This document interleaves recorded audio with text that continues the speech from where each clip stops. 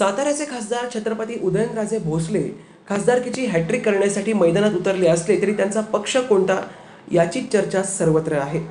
राष्ट्रवादीच्या स्थानिक नेत्यांचा विरोध डावलून पक्षाध्यक्ष शरद पवार यांनीच राजेच उमेदवार असतील असा संदेश दिला असला तरी उदयनराजे यांच्यासमोर भाजपचाही पर्याय असल्याचं ते कोणतं चिन्ह हाती घेतात याकडे सर्वांचं लक्ष लागलंय।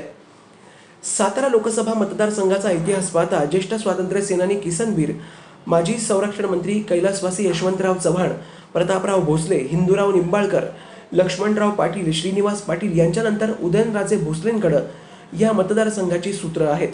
मतदारसंघात मराठा, माळी, धनगर या 3 समाजाचं प्राबल्य आहे। 10 वर्षांपूर्वी बुधाजीराव मुळीक यांना सोबत घेऊन उदयनराजे यांनी खंडाळा ते कोयनानगर मतदारसंघात पायी भूमता दिंडी काढली होती। यावेळी या मतदारसंघातील प्रश्नांवर त्यांनी जाहीरनामा प्रसिद्ध केला होता। आज राष्ट्रवादी काँग्रेस आणि पर्यायाने उदयनराजे यांच्याकडे गेली 10 वर्ष हा मतदारसंघ विधानसभेतील बहुसंख्य मतदारसंघ याच पक्षाकडे असताना हे प्रश्न आजही तसेच आहेत। सातारा जिल्हा व राष्ट्रवादी काँग्रेसच्या स्थापनेपासून पक्षाचा बालेकिल्ला ठरलेला आहे। जिल्ह्यातील बहुतांश सत्तास्थाने याच पक्षाकडे आहेत। पक्षाच्या या शक्तीमुळे उदयनराजे हे मागील दोन्ही निवडणुकांमध्ये मोठ्या मताधिक्याने निवडून आले।